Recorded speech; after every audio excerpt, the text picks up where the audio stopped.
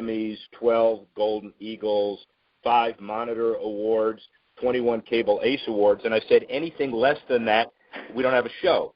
So luckily we found Ross Greenburg just in time. How's that for an intro? I like that. I like that. Some of those awards, I don't even know what they are, just so you know. Well, no, yes, of course you do. But the bottom line is you may not, but the people that follow your career and understand how diversified it is do. And I would also introduce you as America's new next definitive storyteller. You know, there have been some in the past, but would you accept that moniker for purposes of this interview? I love that moniker. I mean, that's something that, you know, I've worked long and hard to try to foster, and I think over the years we brought some pretty compelling stories to people in a lot of different ways, mostly through sports. So it's been a fun journey, I'll tell you that. Well, but it's also a journey that requires unique creativity, from Cold War on Ice to the stuff you're doing right now with the Road to the NHL Outdoor Classics, the episodes that begin with a number and end with the development of these, Joe DiMaggio, Sonny Liston, Larry Bird, the struggle of women in sports. I'm not going to sit here reading and you reacting, but give me your kind of breakthrough time in your life where you said, hey, this is cool. Well, we developed a style in 1990 when I did When It Was a Game, which was a look back at the early years of Major League Baseball from the 30s through the 50s.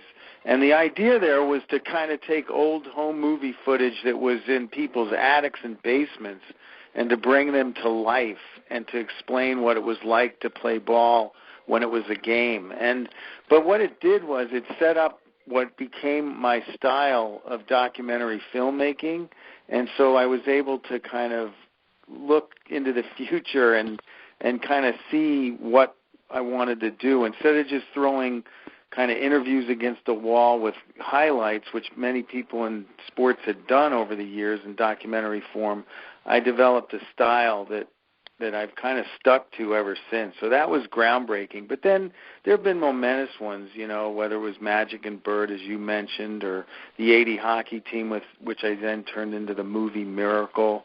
You know, there's been some real super highlights in developing these stories. But it's all about putting together the best team available, the best shooters, best editors, best producers, best directors, you know, and best everything, and just bringing it to life, you know, executing on the plan, looking at the vision of what the story is you're trying to tell, beginning, middle, and end, making people's heartstrings kind of go through the story with you, and just pulling on people's emotions, and that's what I guess I have a knack for doing.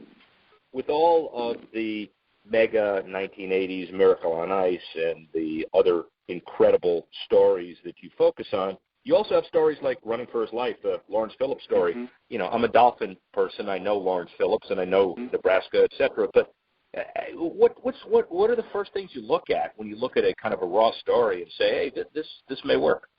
Well, that one, I've been following him for 20 years. I don't really know why, but his life, I always ask the question, why? You know, why was the 80 hockey team special? Why did the women soccer team in 1999 grab the attention of the world when no women's sports team ever had? Because there was a women's movement going on. Now, with Lawrence Phillips, I had always wondered why a player of that magnitude with that kind of skill set would throw his life away with what seemingly were bizarre and, you know, ridiculous domestic violence incidents through the years. And so then as time went on and I continued to pick up the paper and along with the American public read story after story of multi-million-dollar athletes throwing their life away because they decided to hit their spouse or do something ridiculous at home, I said to myself, well, why is this happening and why would they throw it away? And so I looked at Lawrence Phillips' life, and in January of last year when he lost his life, and I said, you know what, let's dive into this one.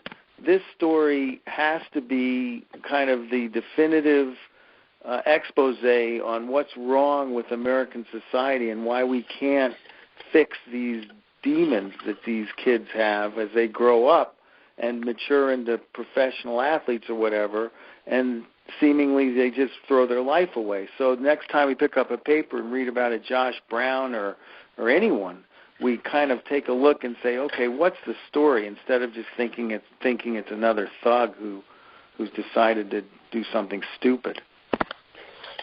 It's a forerunner of things to come, because if you defined your universe as athletes doing something stupid, you'd have a very large universe to deal with, obviously. So I know. And there are a lot of issues, but I think if we continue to ask why, maybe we can fix some things, and we can make sure that there are no future Lawrence Phillips. That would be the godsend. Yeah. And I guess that's my kind of question on this. Is your primary goal to entertain? Is your primary goal to change the world one episode at a time? Well, what is it? Both.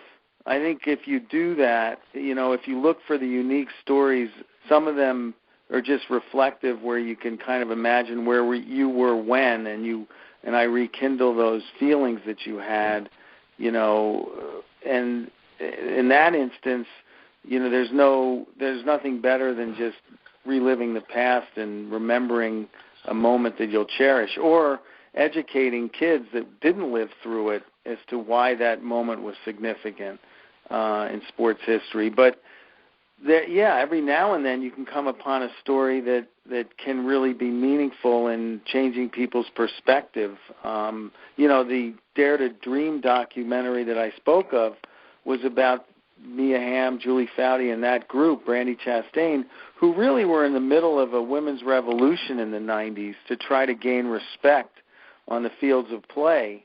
And lo and behold, here we are in 2016, and they're still fighting for that respect in a lawsuit with, the United States Soccer Federation. So, some of these struggles continue, and I think it's important to document them. I think probably you will have moved the needle on most of these stories, but they'll the core issues surrounding them may continue through the end of time. You can. Oh my God, to, yeah. Right? I mean, Even it's just longer. it's part of who we are, and sports is always a microcosm of what's going on in the country, and people shouldn't forget that. I like to take sports seriously. Obviously, there's some comical pieces that have been done. We did the reverse of the Curse of the Bambino after we did the Curse of the Bambino. So, it fluctuates, but for the most part, it's serious business, and these stories are important entertainment. And I think that sports has always been given a back seat and never been taken seriously as an entertainment vehicle in this country. And let me ask you this before we get into a couple of substantive things, including the various sports documentaries you're doing.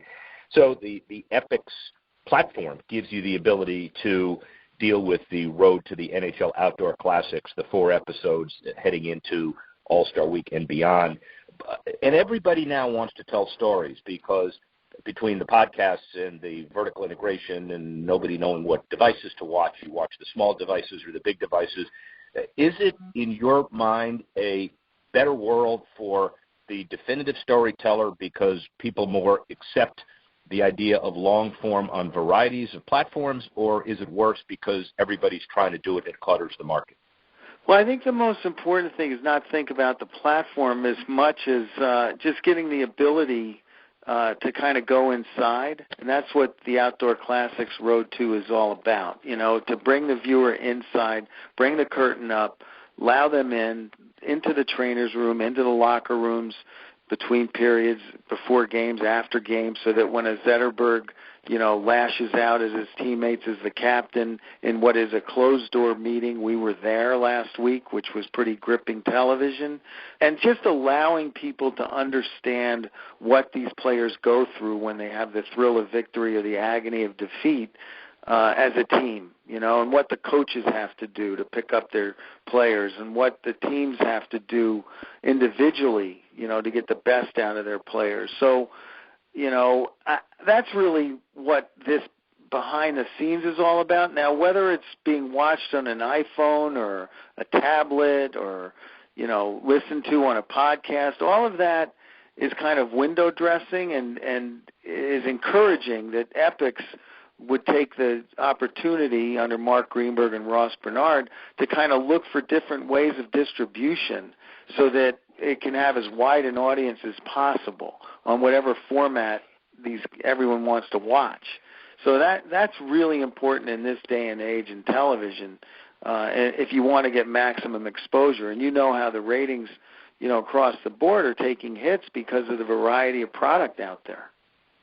Well, and that's really my next question from a business-oriented perspective and the audiences for Reuters and NBC a little bit. And Mark Lazarus is leading the way on this, which is let's figure out a new way to measure.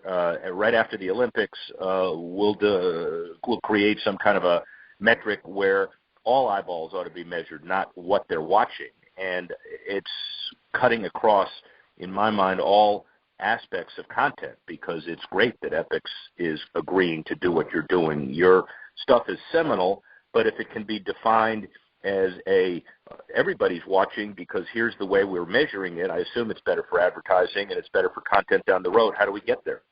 Yeah, and I think that Mark Lazarus is on to something, and I think, the viewer is going to take us there. So as the viewer kind of expands on where he or she wants to watch, then Nielsen just can't pay attention to the premier rating of a show coming on a television network anymore. And that's clear. I mean, now you're seeing Nielsen having to go to their ratings and take into account the DVR use of up to 7 days after a show. And I know in dealing with these networks now, Epix is closely monitoring how many hits they're getting online, as people tune in to watch off of epixhd.com.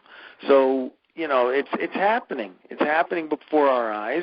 And I think the networks are all looking at the numbers in a very specific way now and not paying attention to, a lot of the standardized rating systems that have been around since I was, breaking into the business in 1978. I mean, those days are long gone. They're long gone and will continue to be long gone, and hopefully the industry and the ad executives will understand they're long gone too. And one of the differences that I'd like you to comment on is that theoretically we 2 years ago, 3 years ago, we now hold up live sporting events as quote-unquote the ultimate reality TV because everybody's going to watch it, and then if they don't watch it, they're not going to watch the rerun. That's great. But now with storytelling and the evergreen access to it and the fact that the measurement is just as good a week later or 2 weeks later, it makes the documentarian and the telling of stories even more compelling. Agree? Yeah, I mean, I had an epiphany, Rick, the other week. To be honest with you, I have a feeling, and I just saw the first semblance of it in a note yesterday that Fox is going to come out and produce a women's basketball game behind the scenes. And, I kind of did that starting in 1978 when I got to HBO when it came to boxing, where we had cameras in, the locker rooms before the fight, and we were miking refs and we were miking the trainers in the corners and going to the corners and listening in. But I think there's now a day and a time coming in the not-too-distant future where cameras are going to be going into locker rooms, they're going to be on the sidelines, we're going to have mics on players during games, live games. And, I've teased everyone with these shows that I've done since 2000, since we, initiated Hard Knocks, Steve Sable and I. But, the fact is that through all the 24/7s and now the all-access shows I do on Showtime and now Road to, on Epix, we're really kind of setting the tone for the future of television. And people will say to me, well, what about language? And you know what? I have a feeling that over time, language isn't going to be an issue, that people want the raw reality of sports and what's going on on the field of play and in those locker rooms. And, these leagues are all going to have to wake up because, the ratings will continue to slide because I think it's more and more expected that viewers will be taken where they haven't been before. Hey, pal, we have the raw reality of politics now. We must have the raw reality of sports. I mean, why not? It's, wake up and smell the coffee. I also think that we're going to start a groundswell as well with my legal training. We need to bestow the trademark of all access broadly defined on Ross Greenburg, so any behind-the-scenes issues ever have to go through you for clearance. Do you like that? I love that. But you know what? It's all about trust. The teams, the leagues, everybody's got to just trust that we're not going to get in the way, and we're going to just be fair and at the end of the day not embarrass anyone on television. So, and they'll have the last say always in that. So, it's not just up to me, though. There's a lot of good trained executives out there that can handle it. Well, two more questions. One is the journalistic standards for the understanding before you go into it. The language aside, but the content, and obviously if we get into censorship and league ground rules, they're not going to go too far with it. But this is not like a beat writer agreeing in the old Babe Ruth days to keep things quiet. This is reality, and in order to really get what you need to get, people need unfettered access, not just access. How do you reconcile? Yeah, I mean, I think that the teams can shut the door. I mean, if there's a team meeting where they're giving away the secret sauce, they're not going to let us in, and they haven't let us in. And, you know, there are going to be some things that step over the line that can't go on television. You know, and some of those would affect the image of the team, the image of the player, and the image of the league. So I'm not naive to think that, you know, I'm Bob Woodward or something, and I have to find out who, you know, robbed the Democratic National Committee in Watergate Hotel. So, I mean, this isn't like investigative journalism. I mean, a lot of what I do is, Lawrence Phillips was, but in this particular case, when we go all access with teams and leagues, you know, it's hard to become kind of an investigative journalist because you're not going to get let in. They'll just simply, you know, shut you out in the middle of your show. So that doesn't do anyone any good. So we're accepting. Sometimes we'll push the envelope and hope that we can get something in that the team might take out. We have Steve Ott on tonight's show, you know, railing on the ice, dropping quite a few F-bombs, pretty angry in a fun kind of way. And frankly, you know, I was happy that the Detroit Red Wings decided to leave it in. So there's some times where you'll be surprised.